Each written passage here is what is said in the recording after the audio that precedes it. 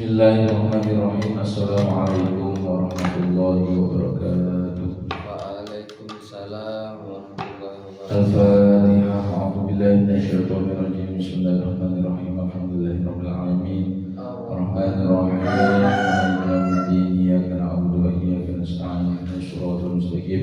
Shiratal ladzina an'amta 'alaihim ghairil maghdubi 'alaihim waladdallin. Amin. Bismillahirrahmanirrahim. Wal maqalatu sadis wal 'ishrun. Qala Nabi sallallahu alaihi wasallam, sayati bakal teko ala ummati ing atase umat ingsun apa zamanun ya iku mangsa yuhibbunal khamsa kang padha demen sapa umat ingsun minal asyai ing limo pira-pira perkara wayan sauna lan perkara termasuk padha lali sapa umat ingsun minal umuri saking pira-pira perkara. Kanjeng Nabi dawuh, Kanjeng Nabi matur, Kanjeng Nabi ngucap bahwasanya di akhir zaman nanti akan ditemui umat-umatnya Kanjeng Nabi, umat-umatnya Nabi Muhammad SAW itu ada 5 tanda akhir zaman. Di antaranya termasuk ada 5 tanda yang dilakukan oleh umatnya Nabi Muhammad. Salah satunya adalah yuhibbunad dunya, podo demen sapa umat Kanjeng Nabi, wa yansaunal akhirah lan podo lali sapa umat Kanjeng Nabi ing akhirat. Jadi tanda-tanda akhir zaman yang pertama itu adalah banyak di antara umatnya Kanjeng Nabi ini terlalu mencintai atau menggemari dunia dan melupakan akhirat. Lah, mencintai dunia itu seperti apa? Maka banyak hal yang kita contoh atau kita lihat potret saat ini. Yuhibbunad dunya itu entah perkara bukan hanya seneng dunya, tapi disibukkan dengan urusan dunia saja tanpa memikirkan urusan akhirat. Jadi sibuk ngurusi dunia, entah itu ngurusi pekerjaan, entah itu ngurusi apapun, sampai dia lupa bahwasanya akan ada kehidupan akhirat.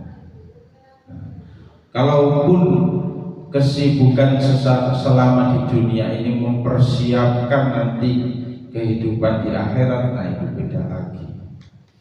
Maka tanda akhir zaman yang pertama ya seperti itu, terlalu mencintai dunia dan melupakan akhirat. Ini tanda-tanda umat Kanjeng Nabi ning wis akhir zaman. Nah, kalau sekarang kita lihat ya banyak sekali memang yang disibukkan dengan urusan dunia. Entah itu dalam hal-hal positif pun juga seperti itu. Entah dalam mengajar, entah dalam apa, terkadang kita lalai bahwasanya itu semua hanya urusan dunia. Padahal kalau kita ngurusi akhirat itu jauh lebih untung. Entah itu ngurusi bagaimana cara kita untuk lebih giat dalam ibadah, ditambah dengan sholat sunnah, ngurus lagi nanti ditambah dengan sholat tahajud kalau bisa dipaksa. Nah, itu dalam rangka urusan akhirat. Kalaupun yuhibbunad dunya ini ya hanya pada terlepas pemenuhan kebutuhan saja. Kalaupun kita sudah cukup makan, cukup minum, entah itu ada lebihan banyak, ya alhamdulillah. Karena kalau di takdir qadarullah memang dia kaya, ya akan kaya. Jadi nggak perlu ngotot sampai mencari dunia dan melupakan akhirat. Lah yang selanjutnya tanda akhir zaman, zamannya kanjeng umatnya kanjeng Nabi itu wa yuhibbunal hayata wa yuhibbuna lan padha demen sapa umat al hayata ing urip wa yasauna lan padha lali sapa umat kanjeng Nabi al mauta ing pati. Nah, pasti ini. Jadi yang kedua tanda-tandanya terlalu mencintai kehidupan wayan saudal mauta dan melupakan kematian. Tanda akhir zaman. Terkadang tanda-tanda akhir zaman yang kedua ini kita temui yang menggemari hidup, awak dipoles, ya, di skincare dan sebagainya. Ya boleh kita rawat bersih, boleh. Ya. Jadi terlalu menggemari hidup, ya sudah berandai-andai bahwasanya hidup ini akan lama, padahal kita tidak tahu kapan nanti kematian akan datang. Bisa jadi yang muda-muda dulu, bisa tergantung pada takdirnya. Lah kalau kita masih menggemari kehidupan sampai saat ini itu banyak ditemukan di luar negeri piye carane, ya, sampai bisa hidup lama, termasuk entah itu pindah organ ataupun apa, yang penting dia bisa hidup lama. Lah yang tidak bisa ditiru oleh orang-orang luar negeri, para ilmuwan itu, ya ini meniupkan roh pada tubuh. Kalau hanya sekedar hidup terus membuat robot sama seperti manusia, ya bisa-bisa saja. Tapi kalau membuat roh sampai nempel ke jasad, nah ini yang tidak bisa ditiru. Nah, sampai kalau menggemari kehidupan itu ya sampai operasi plastik dan sebagainya. Pokoknya kalau tuwek, ditali, ditarik lagi pipine. Nah itu terlalu menggemari kehidupan, lupa bahwasanya nanti dia akan mati. Wa an Aisyah an Rasulillah sallallahu alaihi wasallam, man utawi sapane wong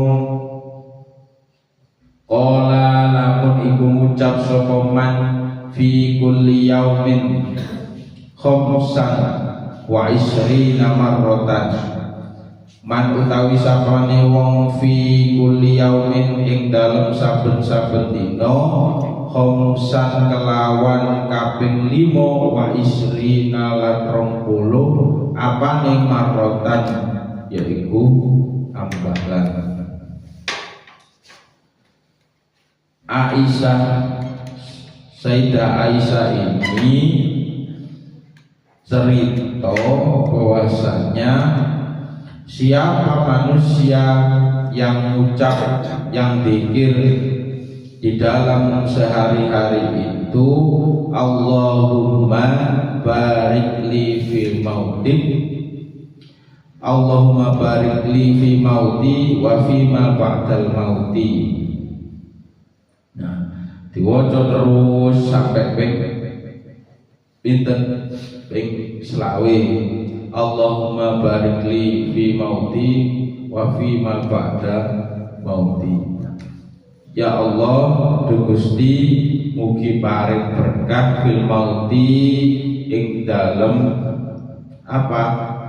matine kula, wa fi ma ba'dal mauti lan ing dalem sawise matine kula. Ya Allah, berkatilah kami semua ini dalam kematian dan sesudah atau setelah kematian ini. itu.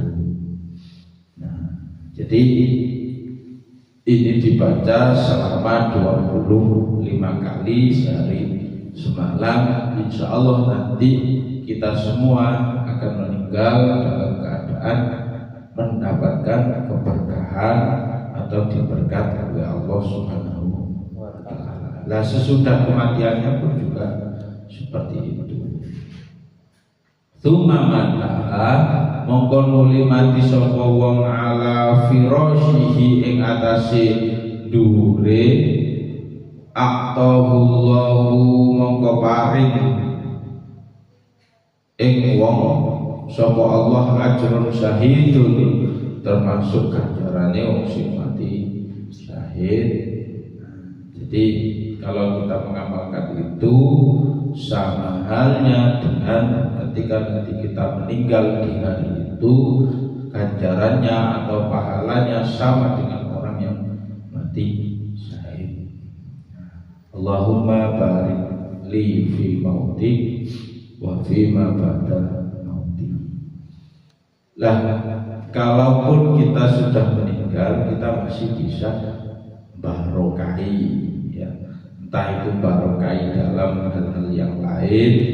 Ya kalau wali ya pasti barokai lingkungan sekitar, untuk umat-umat yang lain banyak. Tapi ini selain wali ya sudah, paling ke keluarga ziarah.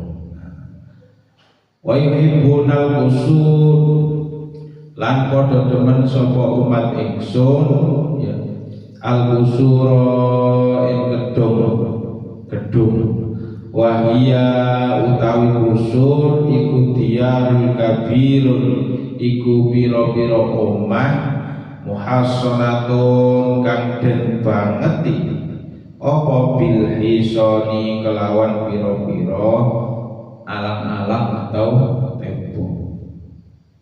Tanda akhir zaman yang ketiga itu adalah banyak di antara umatnya Kanjeng Nabi yang terlalu sibuk ngurusi gedung. Artinya ngurusi gedung itu memperhias atau mempercantik rumahnya, mempercantik rumah atau tempat tinggalnya sekarang itu. Wayang saunal, dan banyak di antara umatnya Kanjeng Nabi itu al-kubur kubur. Maka banyak di antara umatnya Kanjeng Nabi itu sibuk menghiasi, ngecat sampai dilapisi marmer, lali bahwasanya ada kubur yang harus dihiasi dengan amal perbuatan semasa hidup kita. Percuma walaupun hidup di rumah mewah ya, beralaskan marmer, turu kasur, tapi kalau sudah masuk alam kubur sama. Kalau tidak ada hiasan-hiasan amal ibadah entah itu apapun, maka tidak akan ada yang mendampingi. Kuburan pun juga akan peteng. Nah, padahal alam kubur itu termasuk pintu awal kita masuk ke akhirat. Lah, sekalipun pintu awal maksudnya adalah harus benar-benar kita hiasi dengan amal perbuatan selama hidup kita. Karena kalau ruh atau nyawa sudah dicabut, tidak ada amal perbuatan yang bisa kita lakukan, sudah di stop, cari sapinya sudah di stop. Nah, maka jangan terlalu mencintai tempat tinggal selama di dunia, entah itu muabi omah, tapi enggak memperbaiki diri untuk persiapan kita masuk ke alam kubur. Nah, seperti itu. Padahal setelah dikubur itu langsung auto ditanya oleh para malaikat. Tanya oleh para malaikat, kalaupun kita lolos berarti kita lolos dalam siksa kubur. Kalau tidak ya sudah, dikubur pun juga kita akan mendapatkan siksa. Karena yang bisa menjawab pertanyaan-pertanyaan kubur ya amal ibadah kita.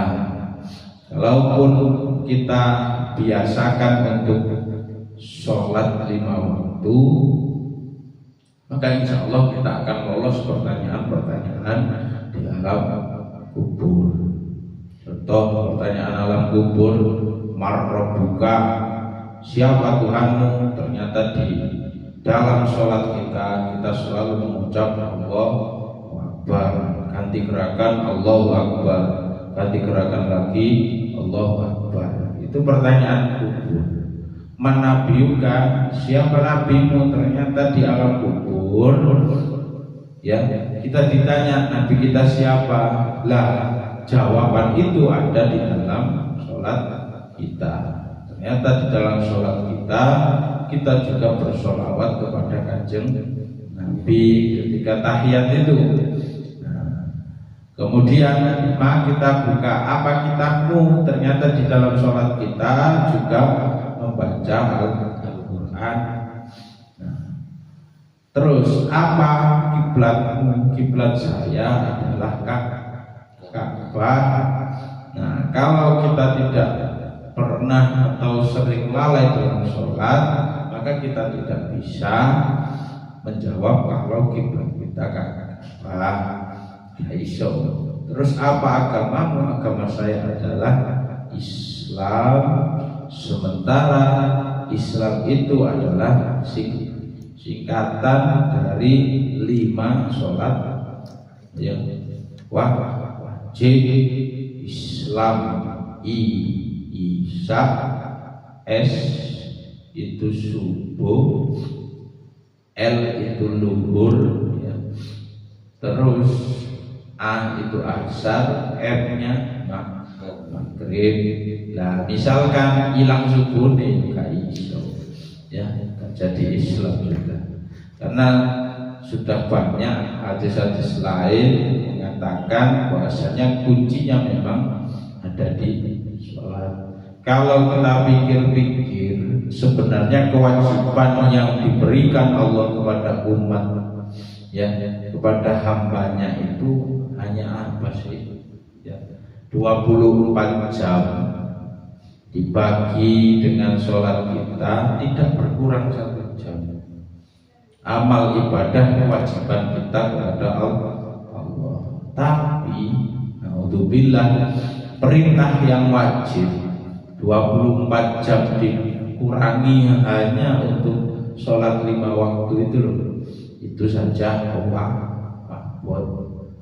Kalau perintah-perintah lain, Ramadan ya kan enggak tiap hari ya. Perintah puasa, zakat ya kalau kita sugih kan seperti itu aja. Haji ya kalau kita mampu. Lah kalaupun sholat ini semua dalam keadaan wajib, apapun itu, saking wajibnya kita untuk melaksanakan sholat, gak bisa berdiri, iso lungguh, gak iso lungguh, iso miring, gak iso miring, iso gak iso terlentang mana, iso kedip-kedip. Nah gak iso kedip ya wis dikubur. Itu saja pentingnya kita untuk sholat. Maka harus kita hiasi dengan apa, alam kubur kita itu dengan amal ibadah kita. Jangan sibuk menghiasi cat oma sampai di marmer dan sebagainya. Tapi ketika dikubur dia lupa bahwasanya ada alam kubur setelah di dunia. Maka harus kita hiasi. Yang bisa mendampingi ya amal ibadah kita. Terkadang kita lupa bahwasanya terlena dengan keindahan-keindahan atau keenakan di dunia. Satu bangun, satu tidak, pengen mana bangun luweh apik lagi lapo. Kalaupun kita bisa, ya gak apa-apa. Tapi kita jangan lupa bahwasanya boleh kita mencintai ya tempat tinggal kita, tapi kita juga tidak boleh lupa akan kubur kita. Nah, yang selanjutnya tanda akhir zaman wa yuhibbunal mala, dan podo demen sapa umat kanjeng Nabi wa yansaunal hisab, lan podo lali sapa umatnya kanjeng Nabi lupa akan hisab. Jadi menggemari harta dan lupa akan ada yaumul hisab, hari perhitungan. Jadi mencintai amal, mencintai harta. Ruya anna sallallahu alaihi wasallam az-zuhdu an tuhibbu ma yuhibbu khaliquka wa an tabghad ma yabghadul khaliq. Kamu cinta termasuk mencintai apa-apa yang dicintai ya oleh penciptamu, dan kamu juga benci terhadap apa yang dibenci oleh penciptaan kamu. Seharusnya kalaupun kita ngaku cinta kepada Allah, maka kita harus melakukan apa yang menjadi perintah-perintahnya Allah. Wa tahruja minal halal dunya, wa tahruja lan podo yen to metu sira minal halal saking halal dunya ya. Kama tahruju kaya yen to metu sira min haram ya saking haram dunya, fa inna halalaha mongko setuhune halal di dalam dunia itu hisabun iku dadi sebabe hisab. Wa haramuhu lan keharaman setuhune haram iku azabun iku termasuk jadi siksa. Maksudnya ngeten, kita tidak boleh lupa bahwasanya apa yang kita dapat di dunia, mal berupa harta benda, itu akan dihisab oleh Allah. Hal-hal yang halal ya, jenengan kerja, kita semua kerja, saya jenengan kerja mulai isu sampai sore kerja, kan jelas ya, pekerjaannya pun juga halal, tapi dalam kehalalan itu masih dihisab. Nah, kalaupun ada keharaman ya, yang ada hukumannya kerja sing haram, sudah tanpa hisab sudah, iku adabun bakal diazab oleh Allah. Nah, ini adalah halal itu bisa menjadi hisab ya. Tapi kalaupun harta benda yang haram itu akan menjadi siksa. Jadi halal juga akan menjadi hisab, tapi kalaupun kita mendapatkan harta benda dalam halal yang haram, maka akan menjadi siksa. Tidak perlu dihisab, wong jelas-jelas itu haram. Misalnya maling ataupun apa, maka haram, langsung saja disiksa oleh Allah tanpa dihisab. Jadi apapun yang kita dapat, sekalipun dalam konteksnya itu harta benda yang halal, besok bakal dihisab, ditanya oleh Allah. Maka jangan enak-enak ya, tapi enak juga kalau kita kaya di dunia dan kaya di akhirat. Yang enak itu memang seperti itu, tapi terkadang qadarullah kita berbeda. Maka itu mungkin untuk hari ini yang bisa saya sampaikan. Semoga kita bermanfaat, semoga kita semua dijauhkan dari tanda-tanda keburukan akhir zaman, termasuk tanda-tanda 5 tadi yang lupa akan hisab, lupa akan siksa kubur, lupa termasuk akan kematian, lupa termasuk juga bahwasanya ada apa? Akhirat. Kita harus ingat semua itu agar apa? Agar kita bisa selamat di dunia dan menjemput akhirat kita. Karena sejatinya di dunia ini hanya sebentar, ya, anak, istri, cucu itu semua hanya titipan, dan itu tidak bisa apa? Mendampingi kita nanti di hadapan Allah, kecuali amal ibadah kita masing-masing. Kalaupun kita ada anak yang soleh, nah itu mungkin jariah kita. Termasuk kita juga pernah beramal untuk pembangunan dan sebagainya, itu kan jariah yang ngalir, walaupun kita meninggal masih terus menerus mengirim kita. Kalaupun kita punya keluarga yang soleh, insya Allah kita juga akan lolos dalam kubur.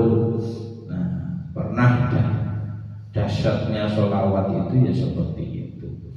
Satu kali kita membaca sholawat, maka 10 kebaikan akan ada pada diri kita. Bayangkan kalau kita bersholawat terus menerus. Nah, sekarang ini kan masuk pada bulan Sya'ban, bulannya Kanjeng Nabi, maka harus kita jadikan momentum untuk lebih giat dalam membaca sholawat. Nganggur shollallahu alaihi Muhammad, shollallahu alaihi Muhammad, shollallahu alaihi Muhammad. Nah, satu kali orang membaca itu berarti kan 10 kali kebaikan. Bayangkan kalau kita membaca 100 kali, 1000 kali, ya sudah, maka berapa juga derajat kita akan ditinggikan oleh Allah. Kalaupun kita khususkan membaca sholawat itu kepada orang yang meninggal, entah itu keluarga kita, anak cucu kita, ataupun mbah-mbah kita, maka itu juga akan bisa menolong beliau-beliau. Seperti kisahnya dulu pada zaman Kanjeng Nabi, ada salah satu sahabat itu putrinya itu meninggal. Ternyata semasa hidupnya dia itu ngapunten sering melupakan atau melalaikan perintahnya Allah. Lah ketika meninggal di alam kubur, dalam mimpinya ibunya tadi, anaknya disiksa oleh para malaikat.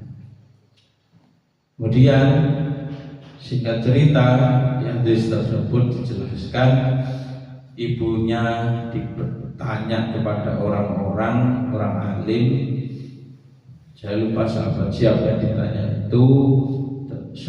Ternyata sahabat itu ngomong ke ibunya, silahkan jangan sholat, kemudian bacakan sholawat, niatkan untuk menolong siapa? Menolong anak yang sudah meninggal, diniatkan untuk amal ibadah.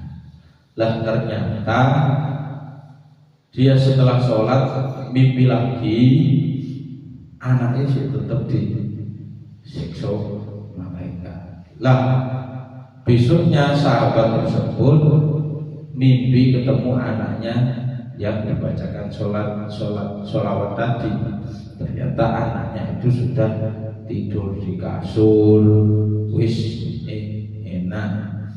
Dengan tegas, loh, apa yang diceritakan ibumu dengan mimpi ibumu dengan yang saya lihat kok berbeda. Katanya kamu disiksa oleh para malaikat. Ya benar, saya disiksa di alam kubur oleh para malaikat, tapi wasilah atau lantaran ibu saya mengirim sholawat terus menerus, maka siksa saya dikurangi oleh Allah. Itu ada dan sudah diceritakan di dalam hadis. Maka kalaupun kita ingin selamat, ya memang yang bisa mensyafaati kita ya apa? ngasih syafaat kita sing bisa nulung ya Kanjeng Nabi. Jenengan pengen ditulung angsal syafaatnya Kanjeng Nabi, kita dapat syafaatnya Kanjeng Nabi, ya ayo gemar bersolawat ya. Karena nanti yang bisa mensyafaati di yaumul hisab itu syafaatnya Al-Quran. Ya kalau jenengan ahli membaca Al-Quran. Kedua adalah syafaatnya Rasul. Maka kita harus persiapkan dengan benar-benar agar kita beruntung di dunia dan beruntung nanti di akhirat.